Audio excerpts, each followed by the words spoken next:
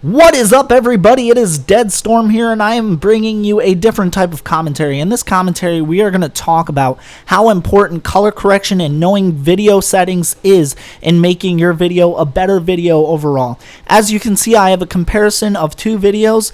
The before is, of course, of Blue Moon Andrew's video. This is what he allowed me to use, and the after is what I did to the video to make it look better. He did this with a dazzle. It's not an HD PVR, so of course I really can't make it look like PVR quality. I tried my best to improve it and show you that putting a little effort into your videos definitely pays off.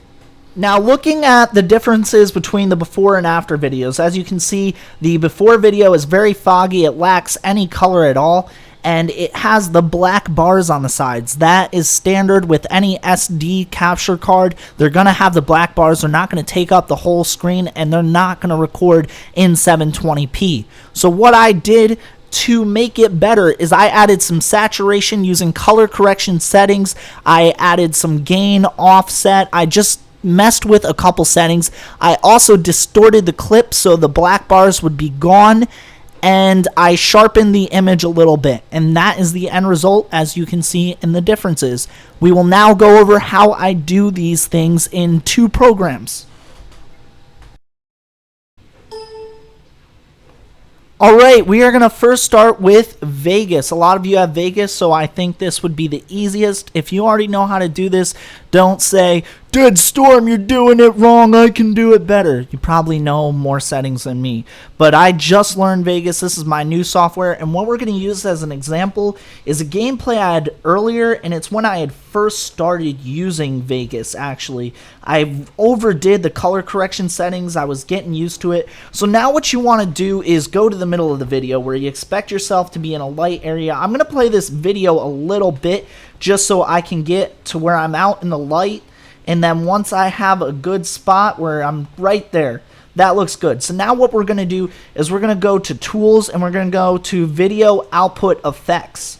And Sony has all these settings. All we're going to choose is Color Corrector. Now, this recording was with my HD PVR, so the graphics and all that, the recording itself is not that bad to begin with. So all I'm going to do is change the color, and I'll be pleased with it. The difference between the program I used to use and the program I use now, Vegas, is that saturation does not overcolor the gameplay. So I'm going to up the saturation a lot. You can already see the color seeping in. That looks good. Now, we still have the fog. I'm going to do the saturation a little less. We still have that fog. What we can do is lessen the gamma, and it darkens it. And already that looks really good. I'm going to lessen the gamma just a little more. And that looks good for me. I don't think I have to tweak anything different. So I'm going to close this, and I'm going to play it just to see that the color is pretty good and it's maintained. As you can see, the fog is now gone. It looks really nice. And the plus 100 shows up really well too. So that's how you do it in Vegas. I will now show you how I do it in my other program. This is the other software that I mentioned. I was going to show the very same settings. This is what I used before I went into Vegas. I really like this software. It's pretty simple. It's really easy to get down. I was pretty much a know-it-all when it came to this software. It's Corel Video Studio Pro X3. It's not the latest version. They have trial versions available on their site. After that, you're going to have to buy it, but it's nowhere near as expensive as Vegas. We're going to open up the gameplay like we did before. The color correction on this is not as good as it is on Vegas, but we're going to go and we're going to strive for the same result. So you can see I put the video on the video track. I'm going to do the same thing. I'm going to look for a light area. I'm going to play this, and the game audio is going to be with it this time. For some reason, Vegas glitches and doesn't have the game audio with it on the AVI files. It's kind of, you know, ridiculous. But anyways, I'm going to play it. Alright, we're in the light again, as you can see. Now we're going to do some color correction. So I click on the video itself, and I go into options right here.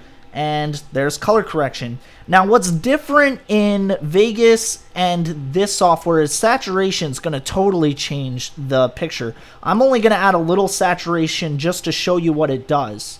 Do you see that? How it's got like all the purples and everything? That's not good. And that's barely any saturation compared to Vegas. So you're not going to have that nice, bright looking, you know, plus 100. So I only put a little saturation in this. What we're really going to mess with is the brightness and contrast. And what I do, believe it or not, the brightness is what's making this foggy. I make it even brighter because when I add contrast, it's going to make the picture darker. So I'm going to put about a 22 brightness. I will mess with it a little more to make the picture better and all that. Now I'm going to add contrast, and that's what's really going to define the colors in this.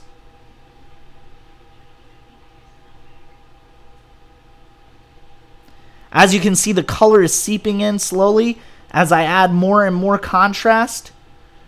And there you go.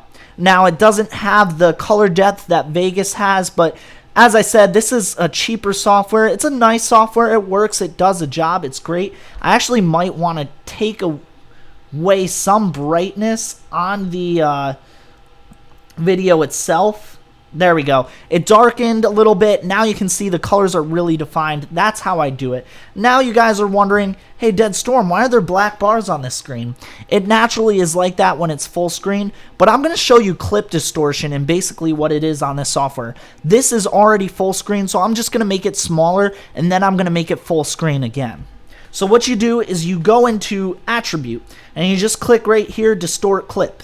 Now it shows the whole video track as is. You just go to the corner of one of these and you drag it in.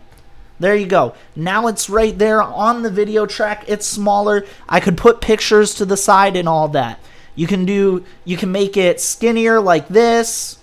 You can make it, you know, tighter like that. Now I'm just going to make it full again, and it will fit the screen as is, as I way overdo that. So what I'm just going to do is I'm going to do this. I'm going to pull this till it stops. Then I'm going to pull this down till it stops. And it's full screen again like it was. So that's a tutorial how to distort the clip. You can over distort it like this because the black bars are going to be on the sides of some videos, and they're going to, you know, take up some of the video. So you could just do this. Now I stretched it too much, so if I put the video track as is, now I'm missing the 100 or whatever, but if the black bars were there, it would stretch it out just to the perfect size. So that is how you do it on Coral. I will now show you how to do it on Vegas. I forgot to do that in my earlier Vegas tutorial. Alright, so we're back in Vegas. As I promised, I was going to show you some clip distortion. We have Blue Moon's original video here. We're not going to do the color correction. You guys get the point. There's a lot of things you can do. Just mess with those settings that I shown you before. There's much more you could have messed with. I didn't do much color correction in my last Vegas edit. So what we're going to do is we're going to go into track motion right here. And what usually happens with track motion is these two things are selected, lock aspect ratio and scale about center. I already deselected lock aspect ratio because if you lock it, you'll go to the corner and it will just increase the whole square size. We're not trying to do that. We're trying to stretch the sides. So what I'm going to do is I'm just going to drag the sides until they take it out. As you see, I went a little too far with the top and bottom. I fixed that. So now it's fixed and it is full screen. That is how you do it, guys. I hope that really helped.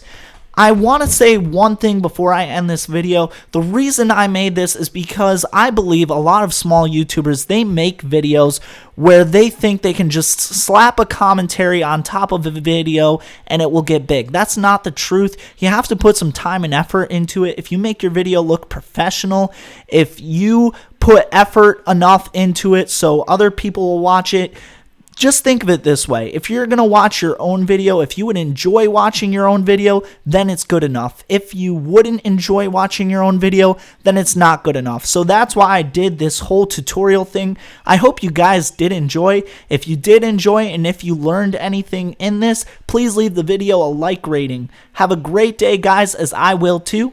Peace, guys.